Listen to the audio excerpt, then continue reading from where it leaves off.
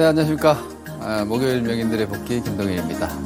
제가 출연하는 프로그램이 화요일 그 미스터 마켓이 새롭게 들어가다 보니까 이게 이날 얘기한 건지 이날 얘기한 건지 우리 명인 복귀 시간에 얘기한 건지 미스터 마켓 시간에 얘기한 건지 참 헷갈리게 됩니다.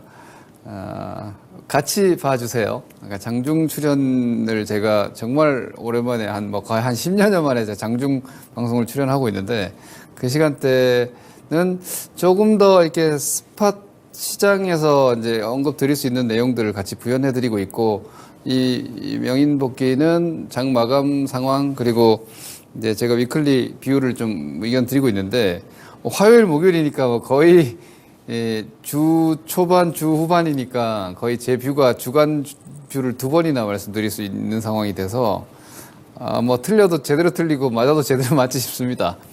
저는 뭐 어차피 시황 뷰를 이 시간 제가 늘 강조드리지만 객관상 없습니다. 주관적인 시황입니다.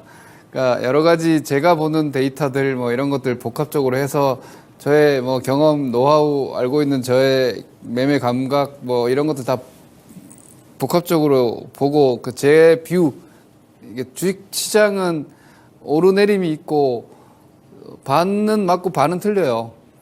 그 저는 제 의견을 그냥 가감없이 말씀드리니까 틀리죠. 틀리면 말 그대로 올라간다고 봤는데 내려오면 틀린 거고 더 내려간다고 봤는데 올라가면 틀린 거예요. 그거는 당연히 여러분들도 주식시장에서 늘 책임져야 되는 거잖아요.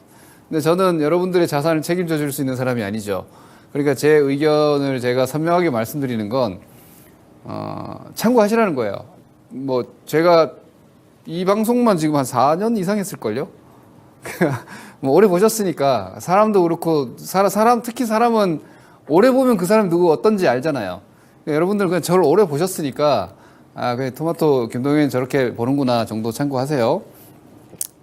자, 제가 화요일 날 그 장중에 딱 방송 시작하면서 그랬어요.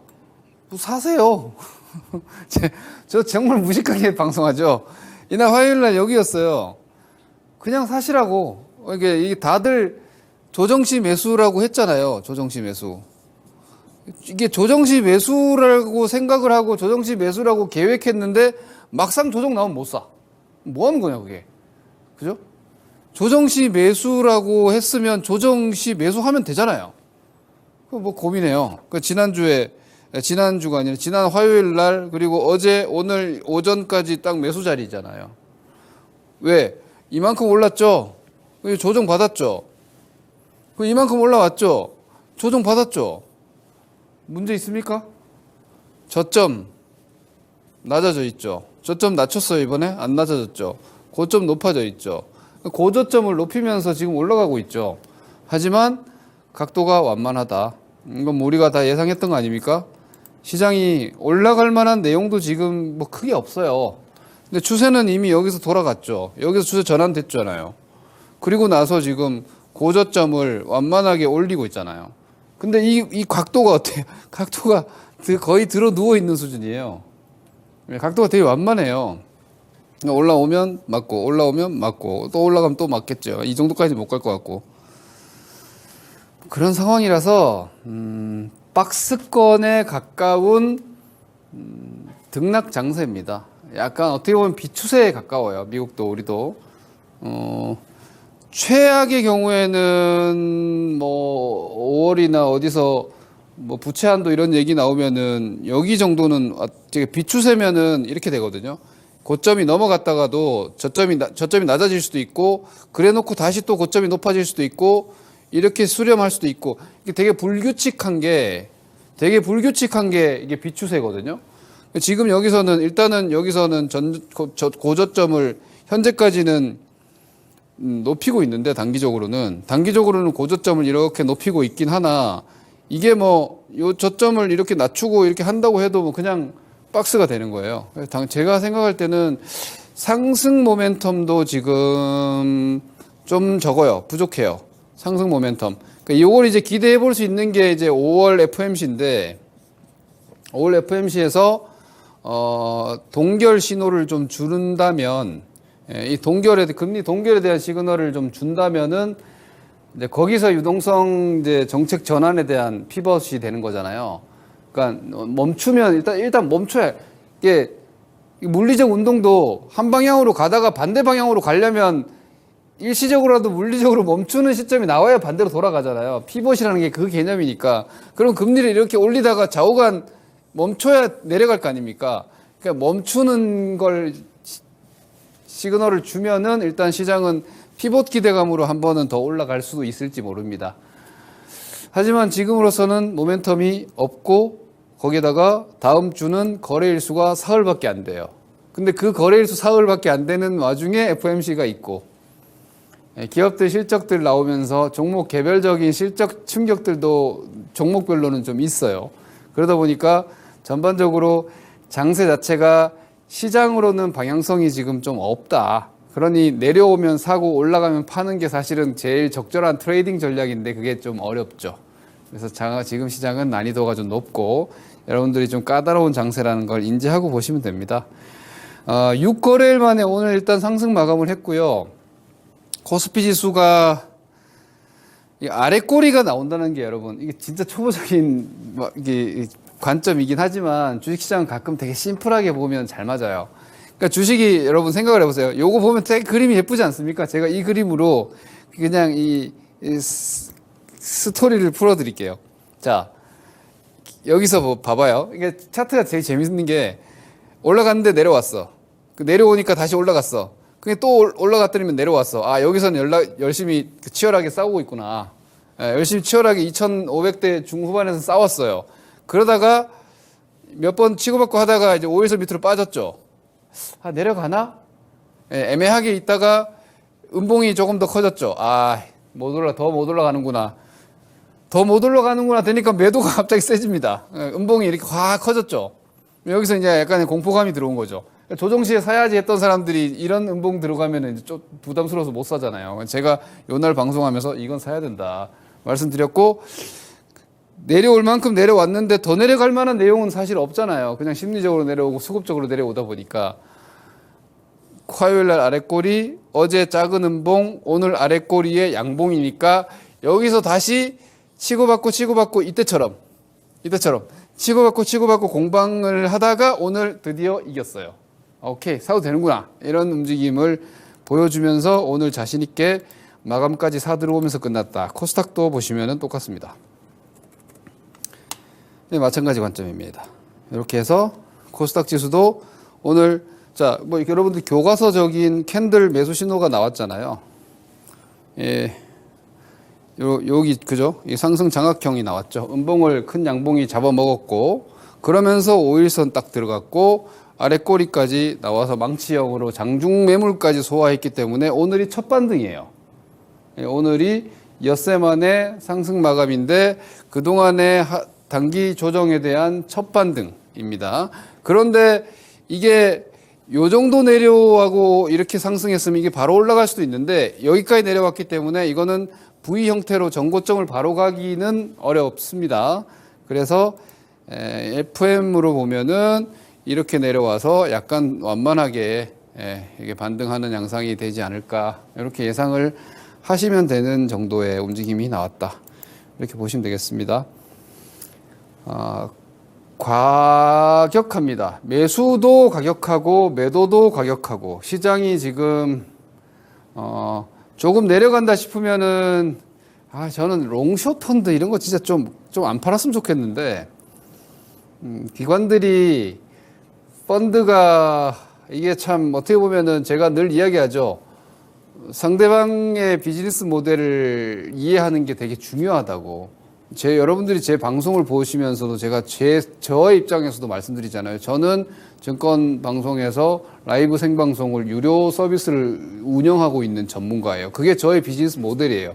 그럼 제가 여기서 방송 출연하는 목적 중에서 저의 홍보라는 것도 있겠죠, 당연히. 그죠? 그걸 저는 그냥 제 실력을 보여드리는 거고. 그러니까 증권사들이 요즘은 사실 간접 투자 시장도 너무 적어지고 하다 보니까 뭐 고수익은 뭐 저 헤지펀드 이런데 사모펀드 쪽에다가 다 뺏겨버리고 그러다 보니까 뭐 사모펀드들도 롱숏으로 유혹을 많이 해요. 왜냐면은 수익을 내기가 어려운 상황에서 롱숏은 그래도 중수익을 준단 말이에요. 그런 걸로 뭐랄까 증권사들의 마케팅 전략적으로 사실 롱숏 시장이 되게 커졌어요. 뭐 공매도를 뭐라고 할 수는 없어요. 왜냐면 글로벌 금융시장에서 공매도는 뭐 일상적인 거니까. 그런데 이게 참 롱숏이라는 개념이 여러분 뭐냐면 예를 들어 펀드가 하나 1조 원이 설정이 돼서 이 1조 원이 집행이 될 때 롱숏은 어떻게 되는 거냐면 이 1조 원을 집행을 할 때 5천억은 매수를 하고요. 5천억은 공매도를 해야 돼요. 설정 자체가 그렇게 돼 있는 거예요. 이게 이 펀드의 로직이 이렇게 구성이 돼 있다고. 이렇게 금융공학적인 이 수익률 모델 자체가 뭔가를 살려면은 다른 걸 공매도를 쳐야지 뭔가를 사는 거예요. 그러니까 주식형 펀드가 여러분들이 펀드에 가입을 하잖아요. 그럼 그 돈으로 무조건 주식을 사요. 그건 주식형 펀드이기 때문에 당연히 돈이 예탁 자산이 들어오면은 그 펀드 설정 자금을 주식을 사게 돼 있어요. 근데 이거는 마찬가지. 공매도 펀드는 자금을 집행하면은 이만큼은 사야 되고 이만큼 공매도를 해야 되는 거예요. 하기 싫어도. 왜냐면 그렇게 해서 중위험 중수익으로 로직이 돼 있는 게 바로 롱숏 펀드거든요. 롱숏은 시장 방향이 강하게 나오면은 오히려 시장보다 결과가 덜해요. 롱숏은 시장이 어느 정도 가두리권에서 딱 갇혀버리면은 상대 수익이 많이 나거든요. 요즘같이 박스장이고 이럴 때 롱숏이 그래서 사실 많이 팔려요. 왜냐면 개인들이 수익이 잘 안 나니까 저런 데서 결과를 보면 저거 하나 가입할까 이러고 거기다가 돈을 넣거든요. 그런 것들 때문에 지금 공매도가 어제 보면은요. 어제 에코프로 BM 에코프로님 엄청 급반등했잖아요. 충분히 예상할 수 있는 시점이었는데 그리고 포스코 퓨처엠 이런 종목들이 어제 공매도 비율이 20%가 넘어요. 한 20%, 18% 이래요. 근데 오늘 급반등했죠. 그러니까 이게 지금 어떤 상황이냐면 좀 내려가면 기관들이 공매도 와라락 때리고 좀 올라가면 와라락 청산하고 막 쇼커버 들어왔다가 막 공매도 쳤다가 막 이러고 있어요, 지금. 참 재밌는 장세인데 이걸 재밌다고 하기에는 너무 살벌한 시장입니다. 어쨌거나 뭐 반등 오늘 첫날이다라고 보시면 되겠고요. 오늘은 종목들이랑 이런 것도 좀 보여드리겠습니다. 월말 정리 같은 건 제가 어차피 하지 않습니다. 월말 의미 없습니다. 내일 또 다시 싸우는 거고 우리는 다음 주도 또 다시 싸우는 거기 때문에 그냥 하던 대로 하시면 되는데 한 가지만 말씀드릴게요. 뭐 세린메이 얘기를 자꾸 많이 하는데 우리나라 시장에서 5월에 팔았을 때 승률은 낮아요. 그리고 한국 시장을 한 20년치를 뽑아서 5월에 주식을 팔고 10월에 사면은 결과 안 좋습니다. 실제로 그렇게 좋지 않습니다. 여러분들이 뭐 요즘 미디어에서 워낙에나 세린메이 원래 미국 시장에서 5월부터 주식시장에서 5월부터 10월까지가 겨울이고 10월부터 5월까지가 봄이라고 할 정도로 여름이라고 할 정도로 미국 S&P는 뭐 결산이나 이런 부분들 때문인지 약간의 뭐 퀀트적 관점에서 보면은 뭐 구간 수익이 좀 더 낮습니다. 하지만 우리 시장으로 와서 보면은 제가 볼 때는 5월에 주식시장에서 현금화 해가지고 10월, 11월에 사는 전략은 그다지 통계적인 의미가 별로 없다고 저는 봅니다. 그래서 뭐 마치 5월에 주식을 무조건 팔아야 될 것처럼들 생각을 하시는데 저는 그건 아니라고 생각합니다. 4월 오히려 하순에 이 정도의 조정이 나왔다면 필요한 조정은 저는 나왔다는 생각이고요. 다만 이제 이 시장이 5월, 6월 혹은 8월까지로 생각을 했을 때 아주 가볍게 올라가기에는 긍정적인 요인은 5월 FMC가 혹시라도 근데 역으로 5월 FMC에서 동결 신호를 안 주고 만약에 다음 회의에서 다시 6월 회의에서 한 번 정도 더 올릴 수 있을 것처럼 그냥 데이터 디펜던트 정도로만 얘기를 해버리면 좀 실망할 수도 있어요. 근데 저는 아직까지는 좀 기대를 하고 있고요. 5월 FMC에서 피복 기대감을 좀 줄 수 있는 가능성을 좀 기대를 하고 있고 좀 보수적인 관점은 6월 5일로 지금 설정이 돼 있는 올해 연초부터 긴급 재정으로 지금 미국의 채무 한도를 이미 초과한 상태에서 이 채무 한도를 협상해야 되는 이게 6월 5일이 1차 시점이고 뭐 의회 회기까지 기존에는 갔었는데 이번에는 너무 일찍 소진이 돼가지고 지금 긴급 재정으로 6월 5일까지 쓰고 있는 걸로 제가 알고 있는데 이게 이제 정치적인 거예요. 결국은 정치적인 겁니다. 이것 때문에 뭐 세상에 큰 문제가 생기지는 않습니다. 심지어 2011년에는 이걸로 인해서 이게 협상이 제대로 되지 않아서 미국 정부가 일시 폐쇄가 되고 그걸로 인해서 S&P가 미국 신용을 AAA에서 AA 플러스로 강등해버리면서 단기적으로 시장에 엄청난 충격을 줬지만 그냥 S&P라는 신용평가사가 몸값만 올렸을 뿐이지 세상에 별 큰 문제는 없었습니다. 그래서 이번에는 그런 경험도 있기 때문에 뭐 그렇게 심각하지는 않겠지만 좌우간 정치적인 노이즈는 불가피하다. 그래서 이런 것들이 5월 장세에서 조금 뭐랄까 좀 상승한다면은 더 상승을 기대하기에 좀 부족한 요인은 될 수 있을 것 같습니다. 그래서 저는 5월은 사실 상순 5월 초는 좀 올라간다면은 욕심을 내기보다는 약간 수익을 확정짓는 정도로 보셔도 되지 않을까라고 보지만 현재 시점 4월 말 5월 초 기점에서는 괜찮다. 조정이 이미 단기적으로는 꽤 나와 있기 때문에 그냥 주식을 가지고 가시고 좀 더 수익을 추구하셔도 되지 않나라는 생각을 가지고 있습니다. 요게 제가 보는 그냥 시황의 뷰이고, 그러니까 지수 시황으로는 사실 뭐 크게 변동성을 크게 보지 않습니다. 저는 뭐 이 정도 내려왔으면 좀 올라갈 거고, 좀 올라갔으면 또 다시 반락할 거고 이런 식으로 좀 가두리 쳐놓고 혹은 이렇게 쳐놓고 제한적이다. 변동성이 그러니까 방향성이 크지 않다. 방향성이 크지 않을 것 같고 변동성은 계속 될 것 같다는 거죠.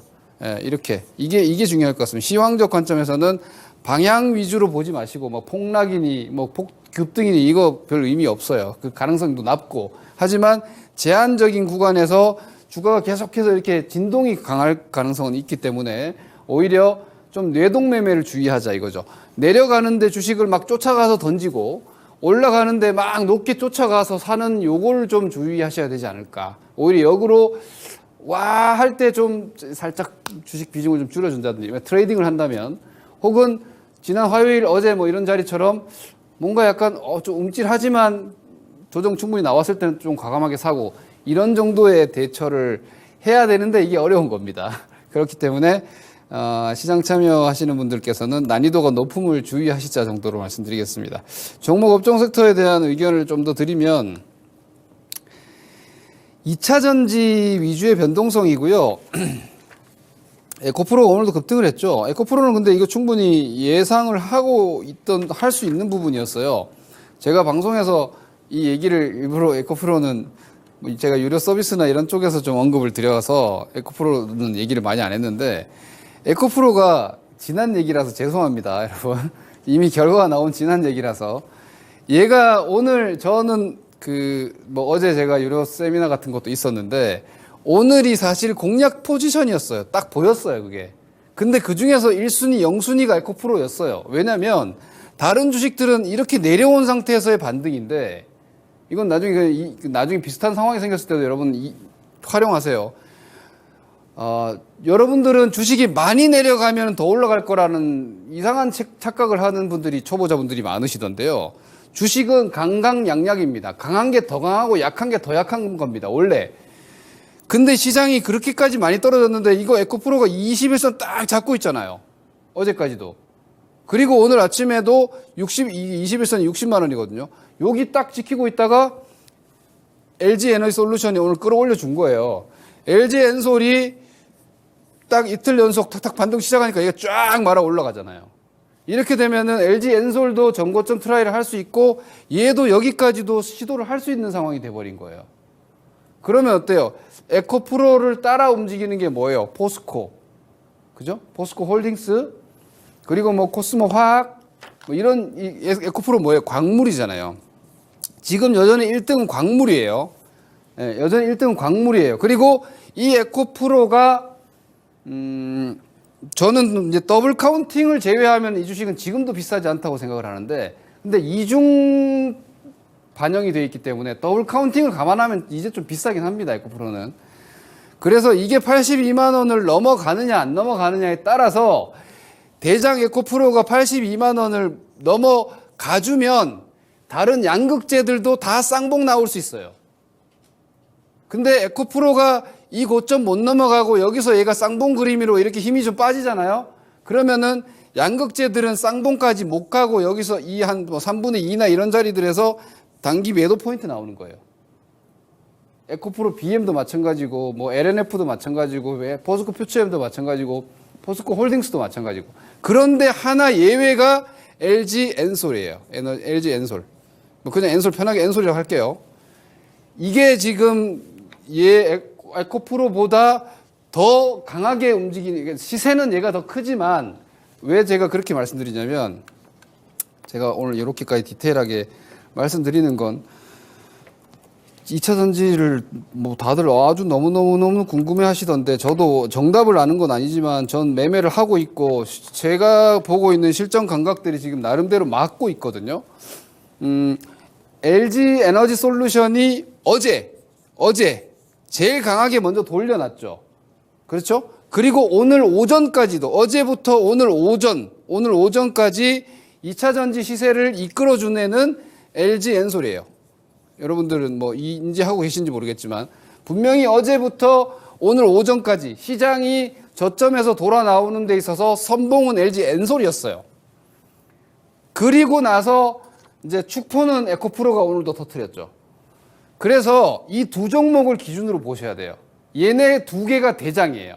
그러니까 셀은 지금 생각보다 재미가 없지만 LG 에너지 솔루션이, 제가 계속 말씀드린 LG 에너지 솔루션이 중심을 잡고 있으면 양극재도 한풀 꺾였어도 안 무너진다고. 다시 대반등하고 박스치지 여러분들이 걱정하는 것처럼 팍 무너지지 않는다고. 그리고 한 가지만 말씀드리면 2차 전지를 못 잡은 분들이 진짜 많아요. 전문가들도 못 잡은 분들이 많아요. 그래서 지금 증시에 이상한 증권사들도, 저는 LG 에너지 솔루션을 증권사가 LG화학이 지분이 많아서 증권사들이 LG 엔솔을 많이 안 가지고 있어요. 이게 올라가면은 아웃퍼폼 한다고, 펀드들이.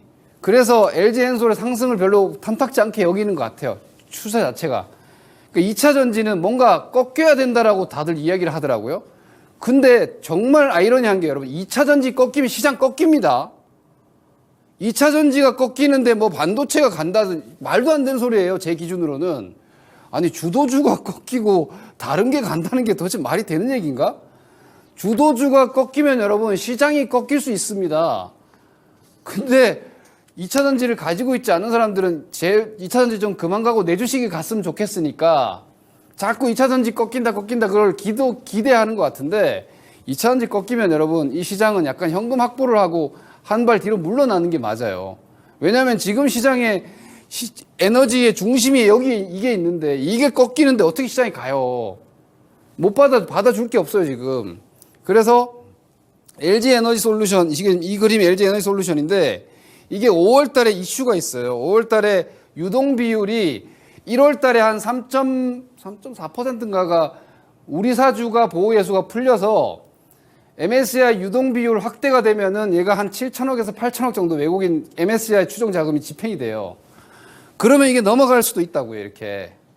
그렇게 되면은 2차 전지들 다 끌어올려 준다고, LG 엔솔이. 그때 다 팔아야 돼. 이게 너무 공개적으로 얘기하나? 그때 단기 매도를 한번 쫙 해야 된다고요. 그러면은 5월에 그런 상황이 생기면 5월에 단기 현금화 타이밍이 돼버리는 거예요. 2차 전지가 주도주인데 주도주를 고점 매도 차익 실현을 해야 되는데 다른 거 뭘 사겠어요?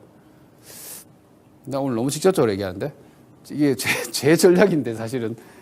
그럴 수 있다는 거죠. 그래서 전지가 부러지느냐 아니냐는 2차 전지를 가지고 있지 않는 분들도 지금 시장이 어느 정도의 선까지 움직이느냐를 보는 아주 중요한 기준이에요. 지난주를 보시면 되죠. 2차 전지 꺾이니까 장이 너무 살벌해지잖아요. 왜냐하면 버팀목이 빠져버리기 때문이에요. 이런 상황임을 인지하시고, 2차 전지 이외에 옥석들이 몇 개 있는데, 건설기계, 전력망 아주 좋아요. 근데 풍력, 태양광 쪽에서 오늘 현대에너지솔루션이 어닝 쇼크가 나와서 한 15% 쇼크 나왔는데 주가가 너무 많이 떨어졌어요. 그 대신 이제 중장기 성장이나 밸류는 괜찮은데 원래 실적이 쇼크가 나오면요. 다음 실적 발표 시까지 그 주식은 재미가 없어요. 그러니까 풍력 태양광은 지금 찬물 뒤집어 쓴 거예요. 앞으로 한 2, 3개월 정도 박스 치워야 되니까 조금 인내심 필요하다 정도 생각을 하셔야 될 것 같고, 다만 중장기 성장 비율은 변함없으니까 뭐 싸게 파실 필요는 없어요. 그리고 건설기계, 전력망 이거는 계속 말씀드리지만 뭐 마이웨이로 잘 가고 있습니다. 더 따라가시고요.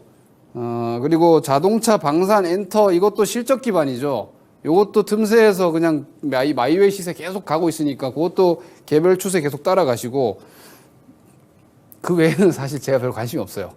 제가 관심이 없는 거지 뭐 다 안 좋다는 얘기는 아닌데 뭐 그렇게 시장 수익률을 상회할 만한 게 보이지가 않아요, 섹터가. 근데 그런 것들은 이제 시장 수익률 정도 커버하면서 5월에 주도주 꺾일 때 내 거 못 갔다고 그냥 방치할 게 아니라 주도주 꺾일 때 약간의 현금 관리라든지 이런 것들을 좀 준비하시는 정도로 가지고 있지 않더라도 2차전지 특히 LNF와 LG 에너지 솔루션의 시세는 계속해서 주위에서 모니터링을 하시면은 5월의 타이밍이 대략적으로 예고편으로 보여질 겁니다. 예, 그런 점을 활용하시면 될 것 같습니다. 뭐 장세 전반 자체는 문제는 없는데 체감이 여러분들이 기대하는 만큼 좋지가 않아서 특정한 차별적인 종목군들만 좋아서 그 점이 제가 좀 아쉽네요, 여러분. 파이팅 하시고요. 다음 주에 뵙도록 하겠습니다. 감사합니다.